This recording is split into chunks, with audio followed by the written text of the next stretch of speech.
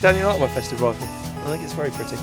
Two turtle doves and a 22-250 wrapped in tinsel. Doesn't it get you in the mood? Roy, Darren and gamekeeper Gary have had a tip-off that there are plenty of Charlies running round this mixed farm. Last year Roy was getting on top of them during lambing. This time the farmer wants Roy to start early. We've got quite a few acres to cover, and one of the guys that shoots on the farm, he shoots the rabbits on here, said he was out the other night and saw 13 foxes running around on the estate. So hopefully we're going to have a bumper night.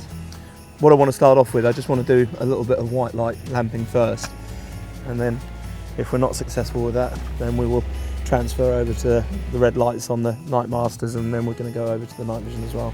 I'm hoping we might just get up to 10 if we're lucky. If we get over that, then I'll be very happy. We've only gone a few hundred yards when Roy's fox antenna starts twitching.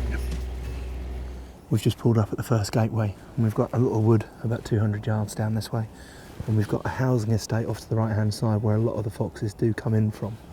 So we're going to have a squeak here just as we're coming into the first fields and just see if we can get any interest. Let's squeak! Unfortunately no change of tune to mark Christmas. We get an eager customer, but someone is going to survive the festive period. Roy can't take the shot because of the fence and the post obscuring the animal's head.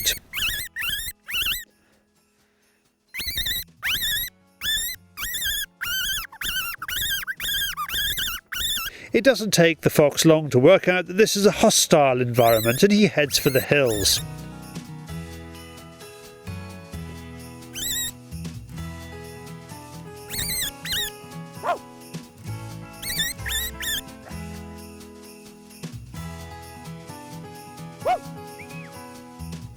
That was a shame. We had a superb response there. The fox came in like an absolute train from the wood 200 yards down there, but unfortunately came running in to the horse paddocks to our left, and he was behind a fence, so if the round had hit the fence it could have ricocheted off. It's just not worth taking the shot and taking a risk, so unfortunately we just had to let him go. So he came to within 20 yards of us there. He was just the wrong side of the fence, so that seems to be a lot of what we're getting at the moment, and he headed off. We might pick him up a bit later. That really is a shame. That was a fantastic response. Here, Darren, can I have a look behind? Okay.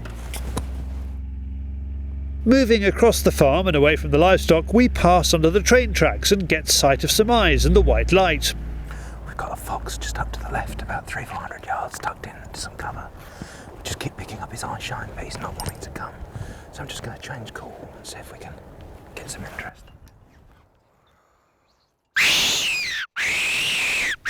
The change of call, as is so often the case, ignites the blue touch paper. He's off the blocks.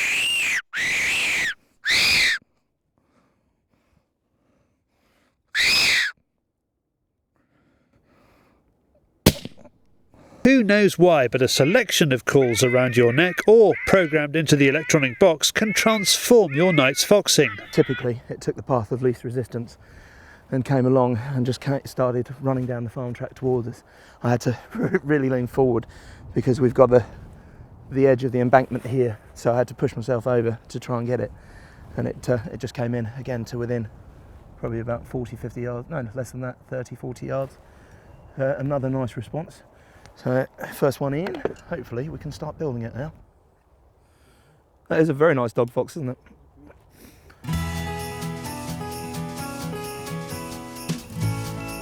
Thank you, sir. The weather is rubbish. Fine rain plays havoc with the scope and reduces the visibility. Our next response brings the fox within range, but from Roy's shooting position, it's in shadow. It only takes a moment before the animal forgets about a free meal and starts thinking about survival. Unfortunately, the way he came in, one thing, he directly crossed our wind, which again is something that we know that foxes always do. They'll always try and come into the wind so they can scent up what they're coming into. And that coupled with when we tried to put the lamp on him, from my perspective, the light wasn't hitting him because he was just in a dip. So at the critical moment, just as he was picking up our wind, I couldn't take the shot on him because I couldn't get the illumination. As I say, he was in a dip, so I couldn't see it, although I think David could see him through the camera. David was above me and he's got the night vision on there, so it was being illuminated by that. But obviously I'm just relying on the lamp, so I couldn't see a thing because the light of the lamp was getting blocked out by the topography just in front of the fox. So he was, as I say, he was almost there. If we could just get the lamp on him for a couple of seconds, we would have had him, but then he picked up our wind and away he went. So, must try harder. It is supposed to be a bonanza night, but it is also supposed to be crisp and clear, if not quite deep and even.